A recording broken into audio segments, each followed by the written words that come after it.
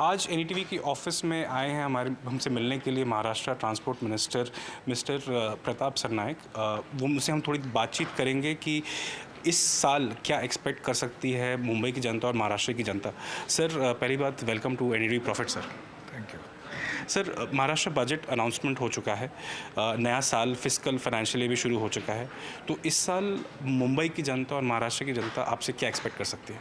नहीं, जनता ने तो बहुत कुछ हमसे सोचा है और उम्मीद भी रखी है, क्योंकि भर भर के महायुति के सरकार को लोगों ने चुन के दिया, यानी वोट इतने दिए कि हमारी बहुत एकदम भरभक्कम सरकार हो गई। और हम यही सोचते कि इस महाराष्ट्र की जनता को ज़्यादा से ज़्यादा ट्रांसपोर्ट डिपार्टमेंट के माध्यम से बहुत कुछ देना चाहिए, क्योंकि हमारी जो सड़कें हैं वो सड़कें इतनी जाम हो गई है कि सड़कों पे अभी गाड़ी अगर नहीं आ गई तो सड़कें उनका वजन सहन नहीं कर पाएगी, ऐसी परिस्थिति है। इसलिए हम लोग चारों बाजू से कोस्टल रोड कर रहे हैं, मिसिंग लिंक हम लोग डेवलप कर रहे हैं, मुंबई के सभी रास्ते जो है सीमेंट कंक्रीट के कर रहे हैं, उसके लिए बजट की प्रोविज़न हमने की है।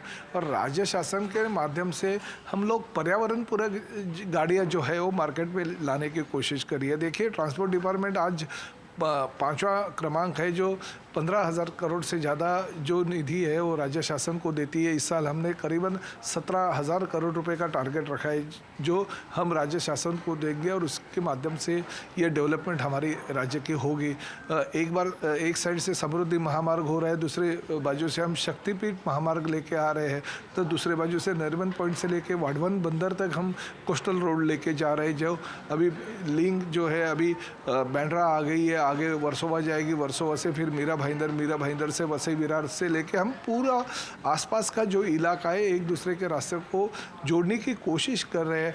हम ठाणे से अगर आप देखेंगे तो बोरीवली टनल का निर्माण का काम चल रहा है, और आगे जाके अगर देखेंगे तो हम लोग गायमुख जो हमारा ठाणे का एंड है वहाँ से दहीसर चेक नाके तक हम टनल और एलिवेटेड रास्ता बना रहे हैं। तो डेवलपमेंट के बारे में आज के तारीख में पूरे देश में महाराष्ट्र राज्य सर्वप्रथम अगर होगा तो कोई गलत बात नहीं है, क्योंकि लोग बोलते हैं कि महाराष्ट्र बहुत ही डेवलप हो रहा है, और शहरी भाग जो हमारा है उसके लिए हम ज़्यादा से ज़्यादा ये डेवलपमेंट की कोशिश कर रहे हैं।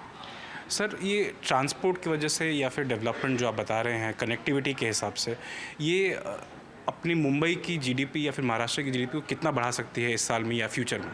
देखिए, पूरे देश में सबसे ज़्यादा महसूल देने वाला यानी उत्पादन देने वाला अगर केंद्र सरकार को कौन सा राज्य है तो महाराष्ट्र है। और मुंबई से बहुत सारा फंड जो है वो हम जीएसटी के माध्यम से अलग अलग टैक्स के माध्यम से हम लोग कलेक्ट करते हैं, और वो हम सेंट्रल गवर्नमेंट को देते हैं। तो ज़्यादा से ज़्यादा टारगेट तो हम यही पकड़ते हैं कि हमारे अगर मुंबई और एमएमआर रीजन को हम अगर ज़्यादा डेवलप करेंगे तो हमारा स्कोर बढ़ेगा, हम आगे लेके जाएंगे, और हमारा और भी उत्पादन जो है, हमारा महसूल जो है वो बढ़ेगा।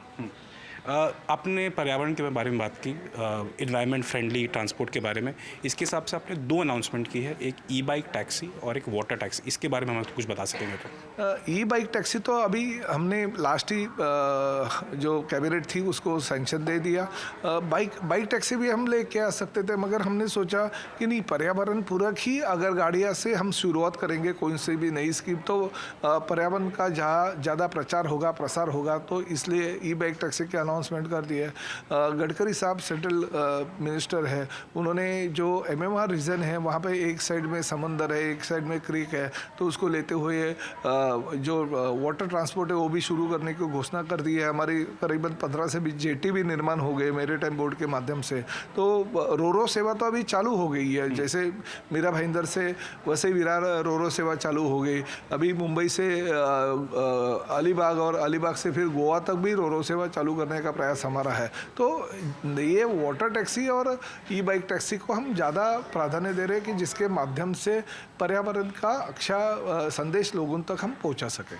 तो ये ई बाइक टैक्सी कितने दिनों में हम एक्सपेक्ट कर सकते हैं? सैंक्शन तो हो गया। अभी क्या होता है कि जो ई व्हीकल है वो मार्केट में बहुत कम आ रहे हैं क्योंकि उनकी प्रोडक्शन की क्षमता बहुत ही कम है। अभी देखिए ना, एसटी महामंडल ने करीबन 2 साल पहले 5140 बसेज जो है हमने ई बसेस बुक कर दी है, एक कंपनी को हमने उसकी ऑर्डर भी दे दी है, मगर 2 साल में हमें अभी तक करीबन 1200 बसेस आनी चाहिए, अभी उनके खाली 280 बसेस आए। तो प्रोडक्शन कम है और प्रोडक्शन कम होने की वजह से वो गाड़ियाँ भी मार्केट में कम आ रही है। तो प्रोडक्शन ज़्यादा से ज़्यादा होना चाहिए, इसलिए स्टेट गवर्नमेंट के माध्यम से और सेंट्रल गवर्नमेंट के माध्यम से जो बाइक हो या पर्यावरण पूरक गाड़ियाँ का निर्माण जो संस्था करेगी, जो कंपनी करेगी, उनको भी हम ज़्यादा से ज़्यादा बेनिफिट देने की कोशिश कर रहे हैं।